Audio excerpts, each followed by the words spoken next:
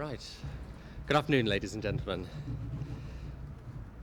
The President and I have ranged over many subjects in the hours we have had together, and we intend to continue those discussions later today.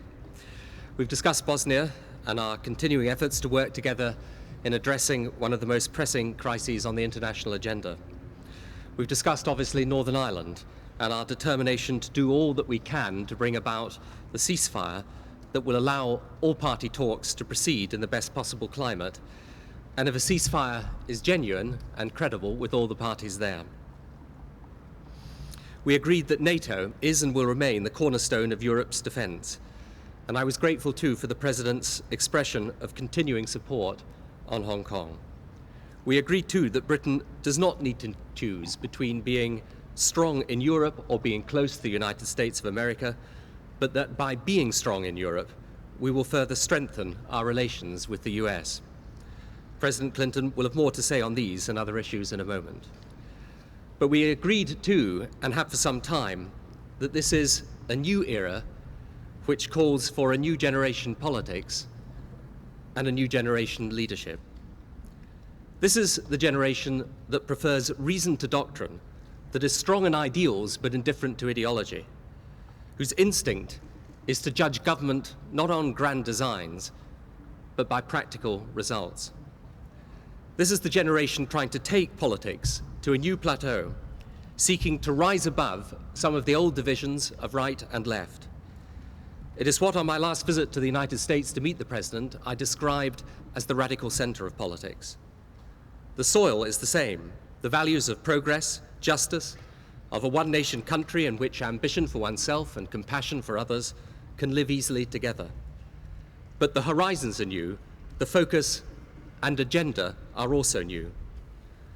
We discussed how this is the generation that claims education, skills, and technology as the instruments of economic prosperity and personal fulfillment, not old battles between state and market.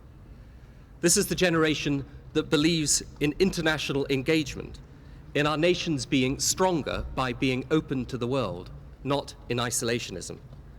This is the generation that knows that it will fall to us to modernize the New Deal and the welfare state, to replace dependency by independence. This is the generation too, searching for a new set of rules to define citizenship for the 21st century, intolerant of crime, but deeply respectful and tolerant towards those of different races, colors, and class and creed, prepared to stand up against discrimination in all its guises.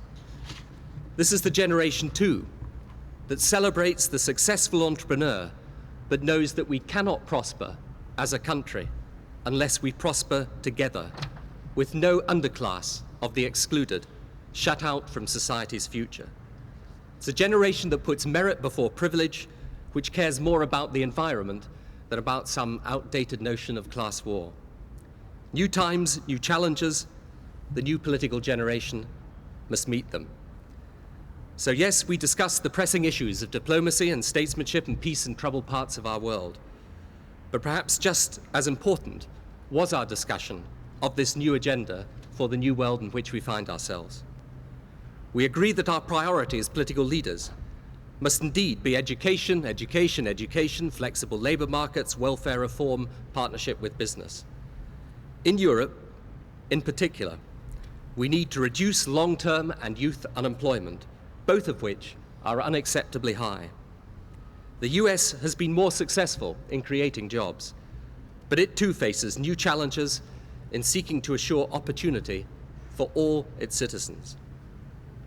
The United States has the presidency of the G8 in 1997. In 1998, Britain has the presidency both of the European Union and the G8.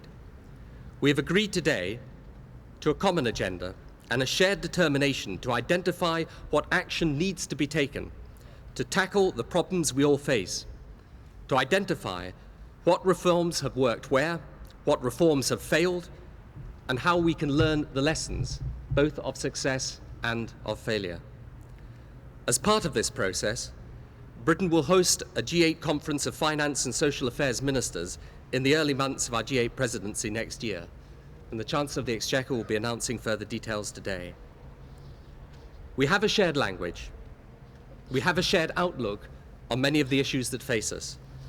We are determined, too, to share our ideas, our expertise, and our commitment to a new era of cooperation and of understanding. Thank you. President Clinton. Thank you very much, Prime Minister. First, let me say it's an honor and a pleasure to be here today. I've looked forward to this for a long time. I have read countless articles about how Prime Minister Blair and I have everything in common, and I'm still looking for my 179-seat majority. I have been all ears in trying to get advice about how such a thing might be achieved. On a more serious note, let me say that one of the most important and meaningful responsibilities of any American president is to carry forward the unique partnership between the United States and the United Kingdom. Over the last 50 years, our unbreakable alliance has helped to bring our people unparalleled peace and prosperity and security. It's an alliance based on shared values and common aspirations. In the last 4 years, I was privileged to lead the United States in pursuing that partnership.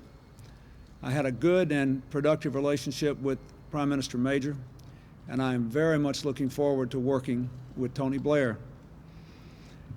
I have asked him, in pursuance of this, to come to Washington as early as is convenient for both of us, and I expect that there will be an official visit pretty soon, and I know that the people of the United States are looking forward to having him there. I have been impressed by the determination of the Prime Minister and his cabinet to prepare this nation for the next century, to focus on economic growth, to make education the #1 priority, because without it you can't guarantee every person in any country the chance to compete and succeed in the world toward which we're moving. I have been impressed by his understanding that in order for the United Kingdom to fulfill its historic leadership role in Europe and the rest of the world, the needs and concerns of the people here at home have to be adequately addressed. As you know, this corresponds with my own views. Our first task must always be to expand opportunity for our own citizens, to expect them to behave in a responsible manner, and to recognize that we have to maintain a community in which people's differences are respected, but in which their shared values are more important. We talked about how we could work together to shape a peace for the coming generation. We reviewed our efforts to complete the work that began 50 years ago with the Marshall Plan, building an undivided, peaceful Europe for the first time in history. Through NATO's enlargement, through its new partnership with Russia, its new agreement with Ukraine, a strengthened partnership for peace, an expanding European Union that reaches out to Europe's newly free nations. We agreed on the importance, as he has already said, of helping the parties in Bosnia fulfill their commitments under the Dayton Accord and continuing our support for all elements of it. We discussed Northern Ireland. As all of you know, when I visited Northern Ireland 18 months ago, I was profoundly moved by the palpable desire of people in both communities for peace. I applaud the Prime Minister's initial efforts in this regard. There is a sense of hope and reassurance that has been conveyed here, and I know that he is committed, in partnership with the Irish government, to bring about a lasting resolution to the conflict. The goal of this peace process is inclusive talks, because they are the ones most likely to succeed. But I have said before, and I'd like to say again, that can only succeed if there is an unequivocal ceasefire, in deed and in word. Again, I urge the IRA to lay down their guns for good, and for all parties to turn their efforts to building the peace together. The concerns we share extend far beyond our borders. Today's global challenges require global responses. Indeed, one of the reasons that we are working so hard to organize NATO in the proper way, to unify Europe in the proper way, is so that our nations will all be prepared to meet the challenges to our security in the new century which cross national lines: terrorism, international crime, weapons proliferation, and obviously global environmental degradation. More and more we are focusing our attention on these challenges. Again, we are going to deepen our cooperation between our two nations and in the forums in which we're members. I am very pleased with the proposal that the Prime Minister has made to pursue an economic agenda within the Group of Eight, and I intend to support that. And let me say finally that we discussed Hong Kong, and I commended the United Kingdom to work to implement the word and the spirit of the 1984 agreement. All of us who care about the future of Hong Kong have a stake in making sure the agreement is fully met. We will keep faith with the people of Hong Kong by monitoring the transition to make sure that civil liberties are retained, that democratic values and free market principles are maintained. Those are the things for which the United Kingdom and the United States stand, and those are the things that the agreement guarantees. This is a hopeful time for the people of the United Kingdom and for the people of the United States. It is a hopeful time for the world. More people live free and have the chance to live out their dreams than ever before in human history. But we face daunting new challenges, and we have to face them together. I say repeatedly to the American people, we may be at the point of our greatest relative influence in the world after the Cold War, but we can exercise that influence only if we acknowledge our interdependence on like-minded people with similar dreams. I feel that very strongly here today with Prime Minister Blair, and I intend to act upon it. Thank you very much. Thank you very much, Mr. President. Right, gentlemen, questions? Michael. President Michael Brunson of ITN. As you probably know, during our recent election here, there was a good deal written on both sides of the Atlantic about Mr. Blair being the Clinton clone or the British Clinton. I wonder now you're here how the American original thinks the British version is shaping up.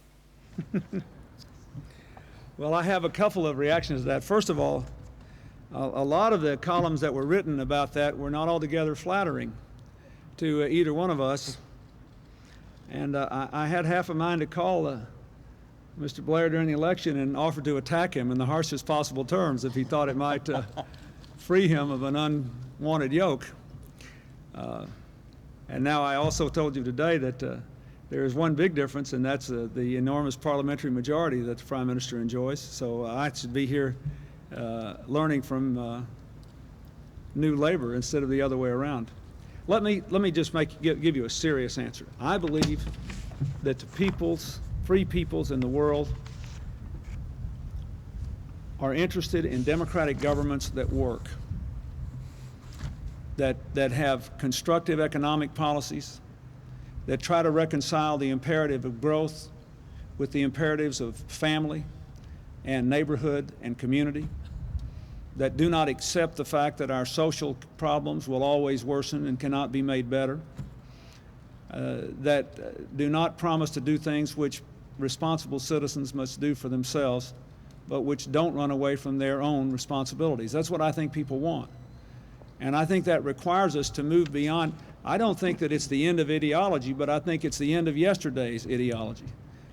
And I think the more the more people see the issues framed in terms of attacks of parties on each other in yesterday's language that seems disconnected to their own concerns, their own hopes, and their own problems, the more faith is lost in politics. The more people see the political process is relevant to their lives and their future, the more energy you have.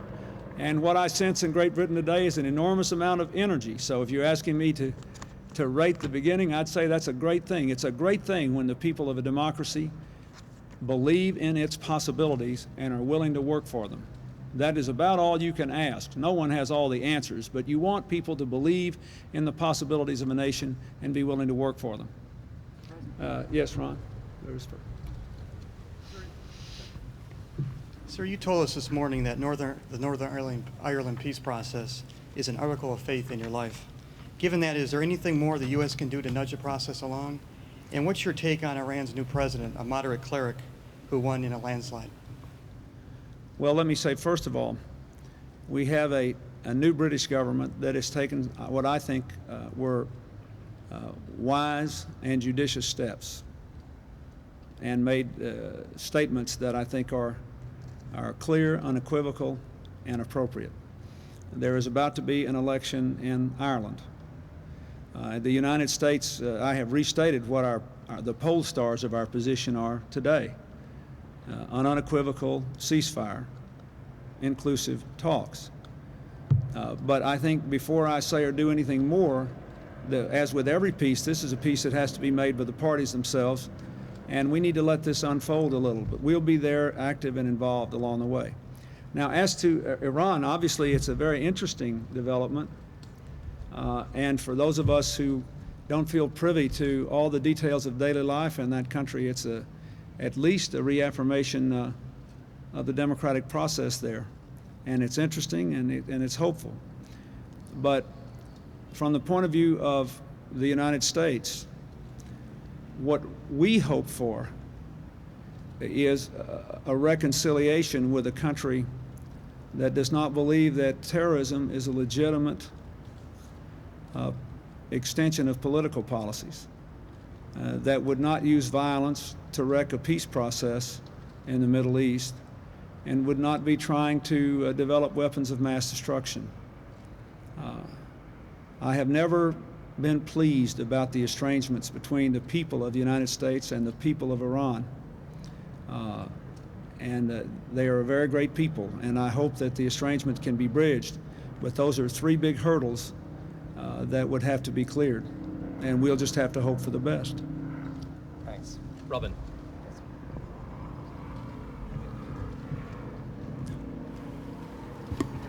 Robin Oakley, BBC. Mr. President, you've appealed again strongly today for the IRA to call a ceasefire. How soon after the calling of an IRA ceasefire would you want and expect to see Sinn Féin in inclusive talks? How long a verification process would you see as being correct? Would this be a matter of months or weeks or days? I don't believe I should make a public comment on that at this moment.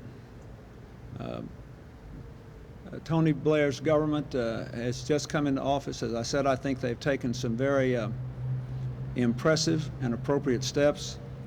There's about to be an Irish election. I think at this moment for the American president to start specifying that level of detail would be inappropriate. Go ahead.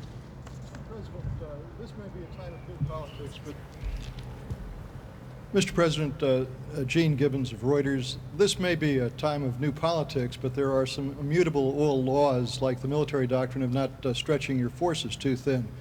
Both of you are involved in downsizing your militaries. How do you do that and at the same time credibly make a vast new defense commitment that is involved in NATO expansion? And the second part of the question for President Clinton, there are reports that NATO enlargement will cost American taxpayers as much as $150 billion over the next 5 years. What is your estimate of the cost? Well, first, and I think the Prime Minister and I both should answer your first question, so let me answer the second question very briefly. Our last estimate was, or more than an estimate. In the last defense report we got, the estimate was more in the range of $150 to $200 million a year. They are reviewing our defense commitments now. I should point this out, the cost will be important because for most European countries, the relative cost will be greater than for the United States, because we've already done some of the structural things that European countries have to do, most of them. So I do not expect that that larger figure is anywhere close to the ballpark.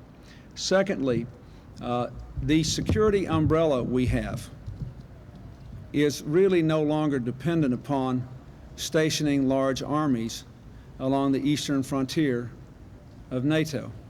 What kept any NATO nation from being attacked, in my judgment, was the larger nuclear deterrent that was present during the Cold War.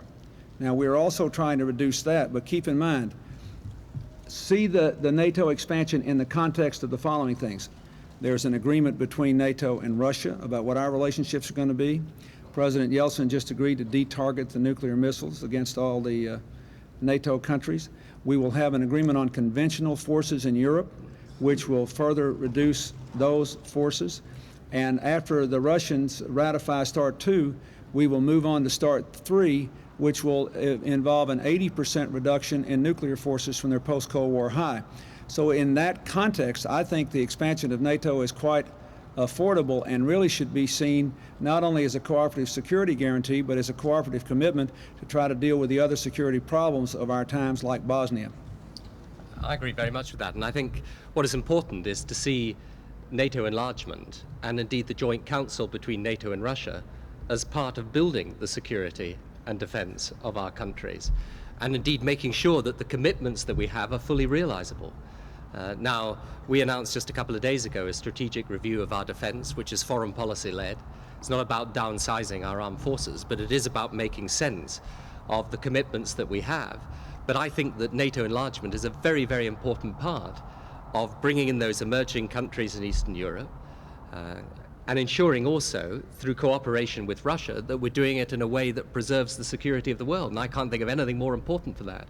So I don't see these as conflicting objectives. On the contrary, I see them properly implemented as entirely complementary. Yes, Charles.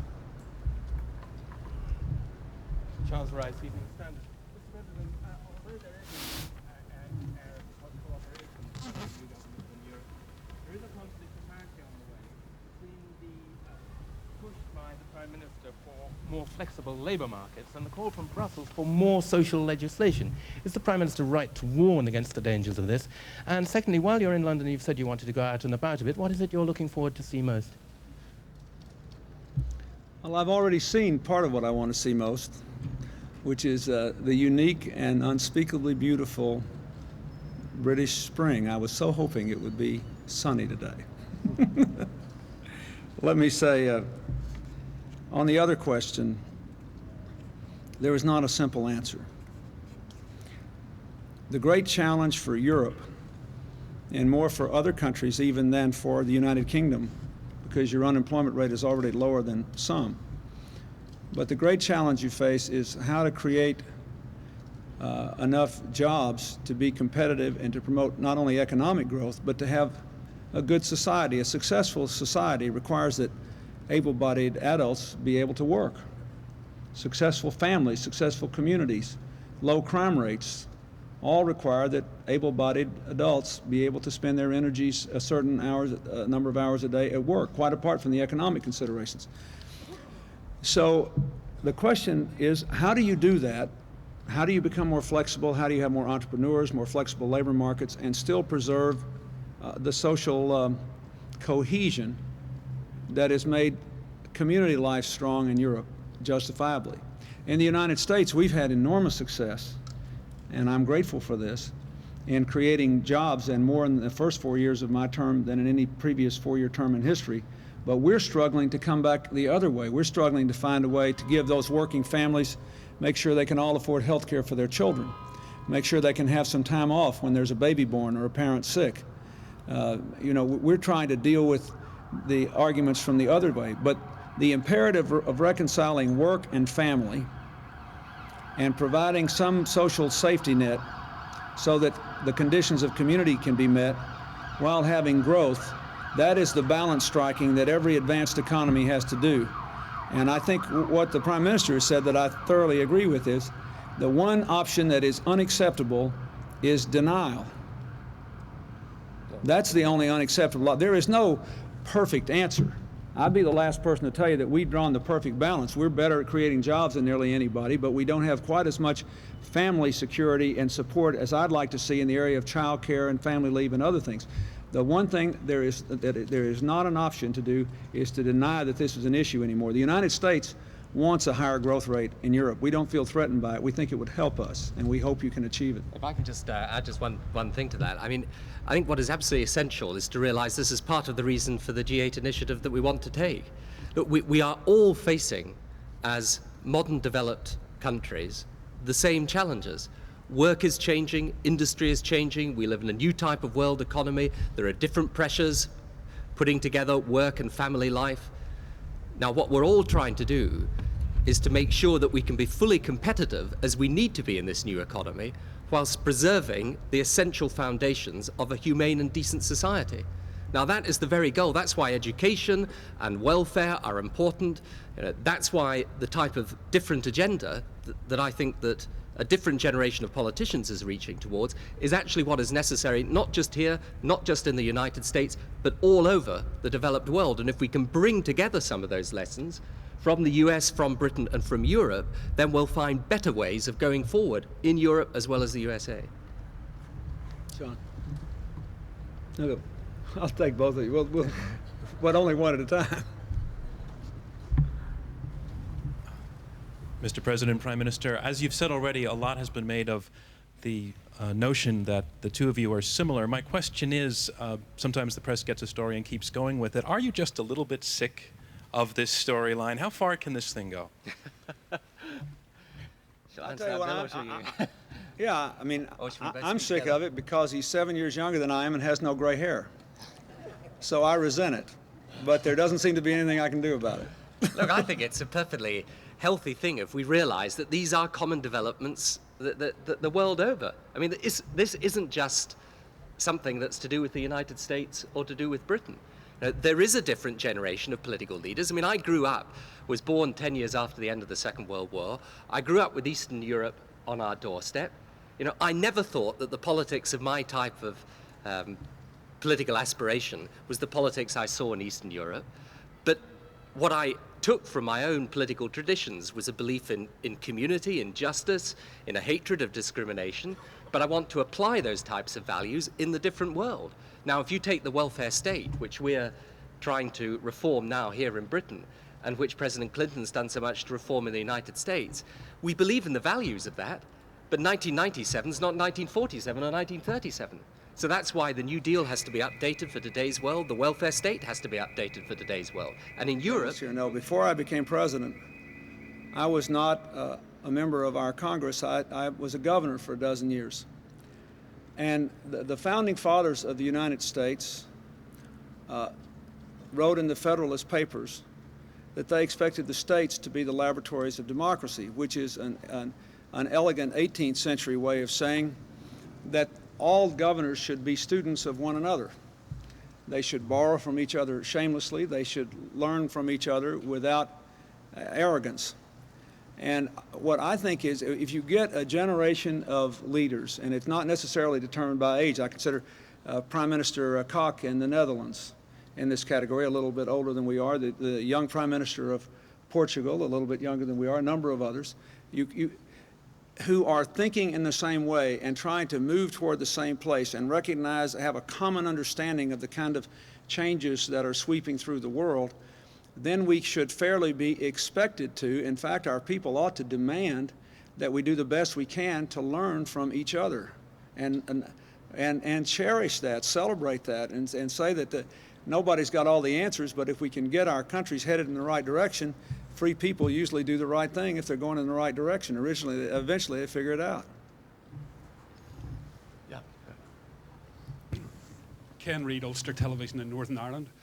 Prime Minister, what role do you envisage the President playing in furthering the peace process? And Mr. President, you were obviously very disappointed when the IRA ceasefire collapsed. Do you think the other parties should now move forward without Sinn Féin if another ceasefire is not forthcoming? Well, if I answer the first part of your question, Ken, I mean, the United States has played, and I've no doubt will continue to play, a helpful role. And we obviously are carrying forward the process. We want to make sure that we can get into all-party talks. We've laid down the conditions for that. And I know that the United States is fully behind that, and I think that that is always helpful. I remember, too, the visit that President Clinton made some 18 months ago, when the huge optimism and hope that he ignited there in the province was tangible. And we want that back again. We want that sense that peace in Northern Ireland and ensuring that we get a lasting political settlement that endures is what the vast majority of people in Northern Ireland want. This is the great burning frustration of it, that we are so keen to make sure that the voice of that majority that wants a lasting settlement and that doesn't want to do it by anything other than democratic means is heard. Now, I believe it's possible that we can move this process forward, but it's got to be done with care. And I'm sure, as they've played a helpful role before, the United States will play a helpful role again. Obviously, I think that Sinn Féin should participate in the talks, and I think the IRA should meet what I think has to be the precondition. You can't say we'll talk and shoot. We'll talk when we're happy and shoot when we're not. And every political process in the world is a struggle for principled compromise, which means when it's over, no one is ever 100% happy. So that is a decision that obviously all of them will have to make. But the people there do not want to be led in a destructive path anymore. I'm convinced the Catholics don't. I'm convinced the Protestants don't. I'm convinced the young are more insistent than the old. And to trap people in the prison of those past patterns, we talk about changing economic policy. A far greater tragedy is to move into the wonders of the 21st century with the shackles of what can only be characterized as almost primitive hatred of people because they are of different religions than you are. I agree. No, I promised you next. I'm sorry. Then we'll go. Go ahead. I apologize. My memory's not what it used to be. You're older now. That's right. Got a cane. John Harris with the Washington Post. As a follow-up to some of the previous questions and answers, Mr. Prime Minister, your party won election by promising no new taxes and by endorsing many of the privatization policies of your conservative predecessors. Mr. President, you've just signed off on a budget deal that has tax cuts, but basically precludes any large new spending initiatives over the next several years.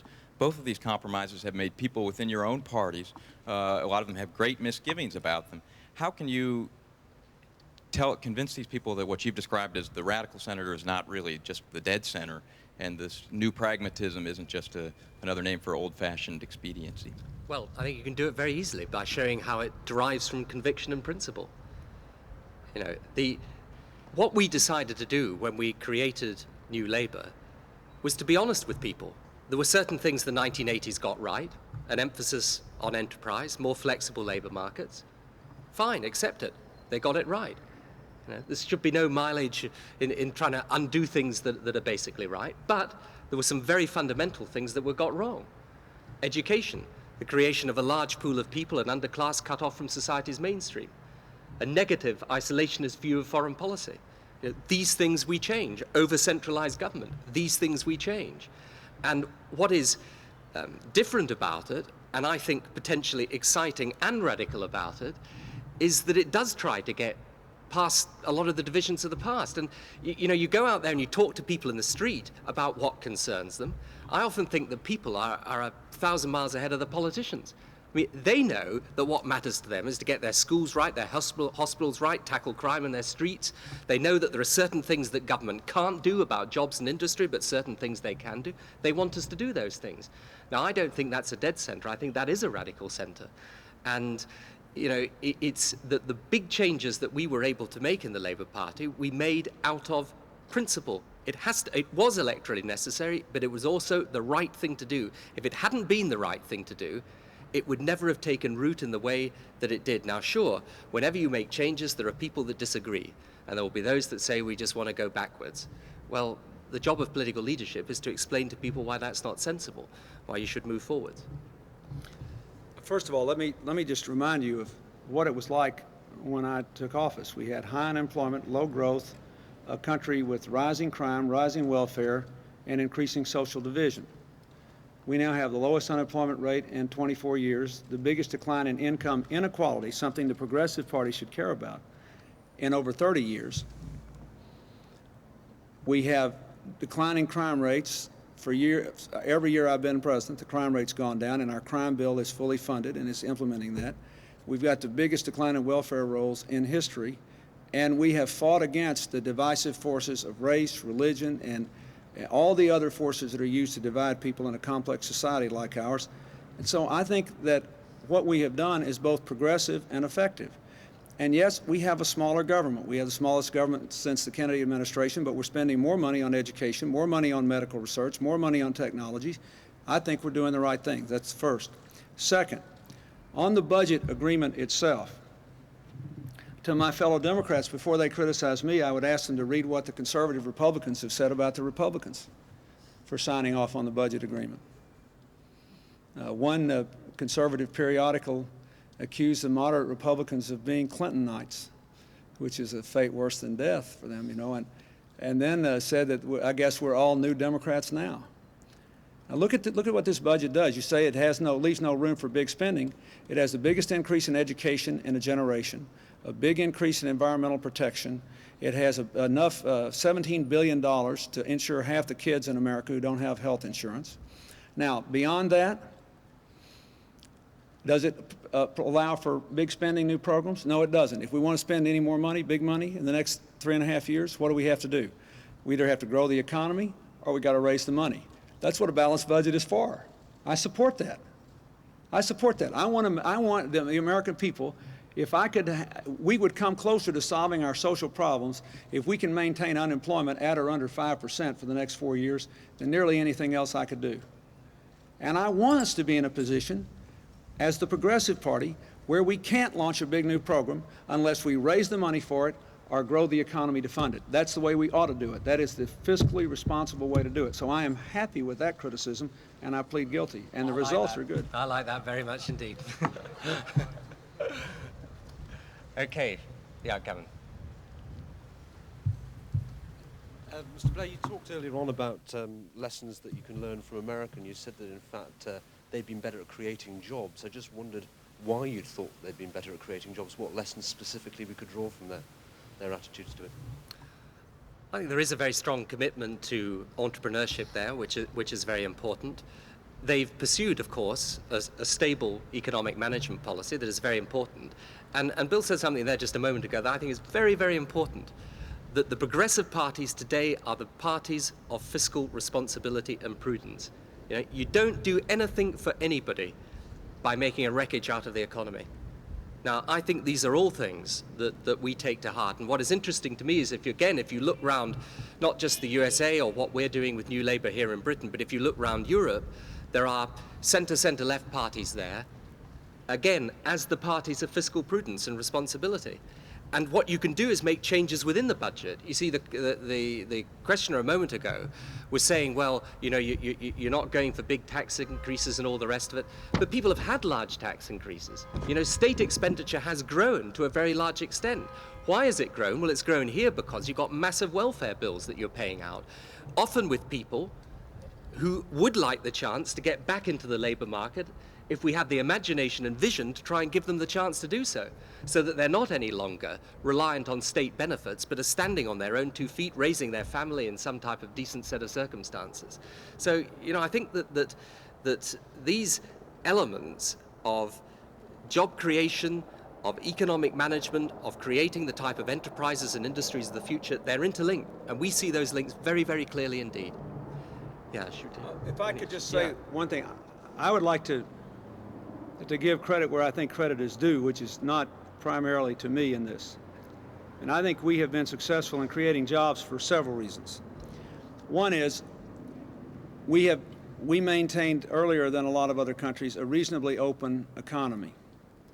Not perfectly open, but reasonably open, so that we suffered a lot of painful restructuring in the 1980s due to competition. But as a result of that, both our business managers and our working people have dramatically improved their productivity, first.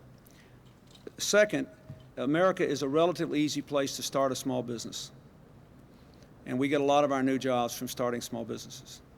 Third, we have been blessed by having sort of incubators of the future in computers, in telecommunications, in electronics, increasingly in biotechnology. That is important. Fourth, we've had a good, stable monetary system. I think the Prime Minister did a good thing by, and he'll be criticized for it, first time interest rates are raised, but he did a good thing, I think, by trying to take the setting of interest rates out of politics, because it will create the feeling of stability and make Britain more attractive for investment. That's been a big factor for us. And finally, we've had good government policies, which were reduce the deficit, expand trade, invest in people. So I think all those things together will give you a job creation policy. Yeah, we'll take one more each, yes. shall we? Thank you. That was shameless. Ann McFeeters with Scripps That's Howard. good. Mr. President, you have promised to withdraw our troops from Bosnia a year from now. And yet the British Prime Minister's Foreign Secretary says if you do that, the British will withdraw their troops too, and that could lead to renewed fighting. Is there a dispute between Secretary of State Albright and Defense Secretary Cohen, and are you going to keep your commitment to withdraw?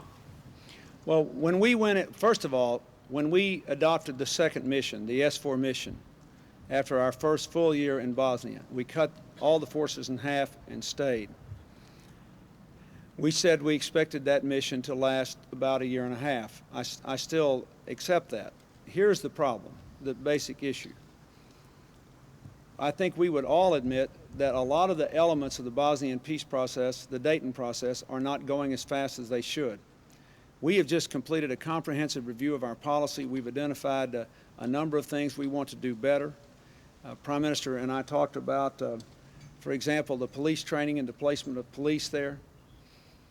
If you look at what our military people do today, since we are not presently today actively involved, for example, in escorting and protecting refugee returnees, a lot of that could be done by civilian police if we were on schedule. We're not on schedule. We're not on schedule in the economic implementation. We're trying to put very hard, all of our allies, we're trying to put together a team that will get us back up and going.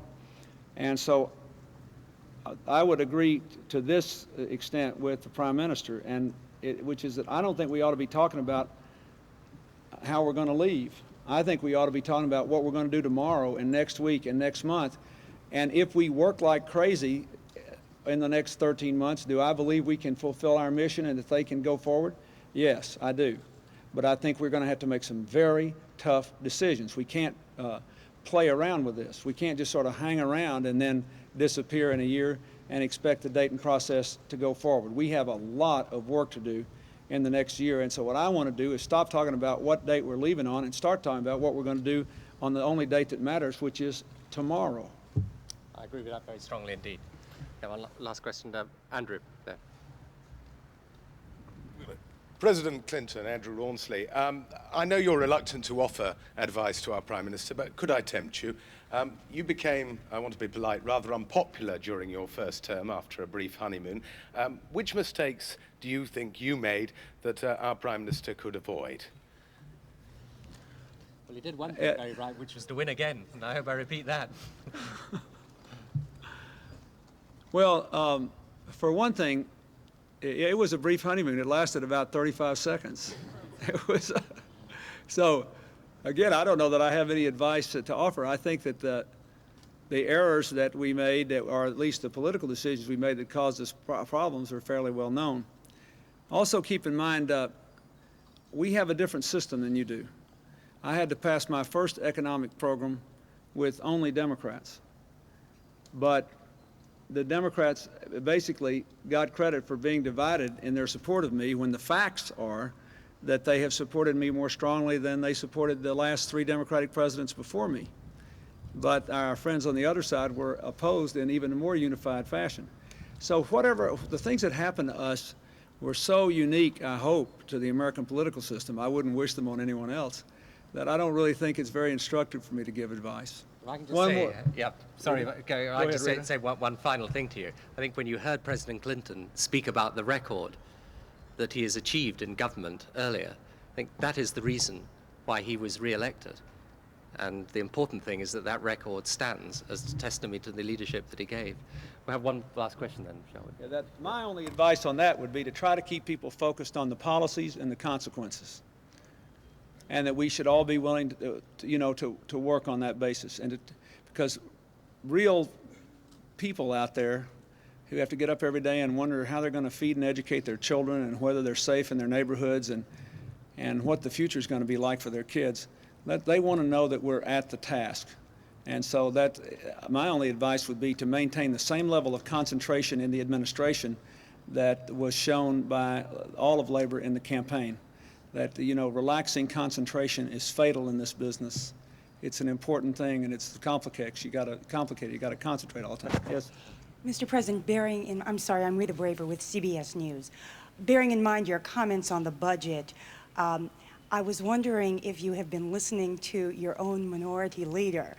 He is against you on the budget, he is against you on MFN, he is against you on expansion of NATO on a fast track.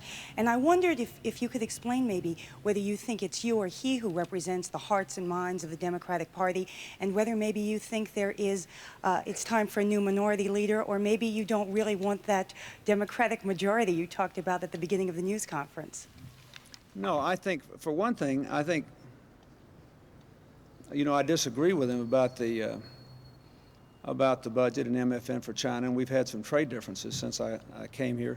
Otherwise, he supported me on just about everything. I would point out, however, that well over 60% of the Democratic caucus in the House voted for the budget agreement, and that 82% of the Democratic caucus in the Senate voted for it. We had a higher percentage of Democrats than Republicans voting for it in the Senate, a higher percentage of Republicans than Democrats voted for it in the House, and a 2-to-1 majority overall. So that's something the American people ought to feel comfortable that we had an overwhelming bipartisan agreement.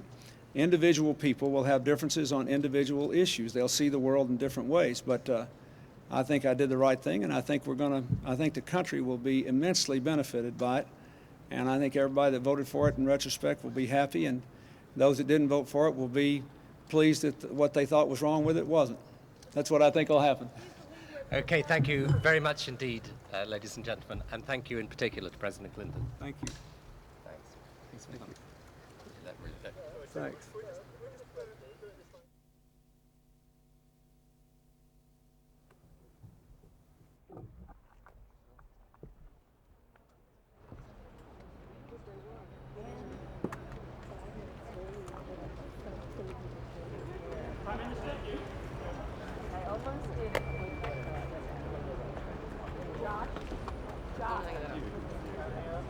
Wash your feet. Josh. Did you get asked?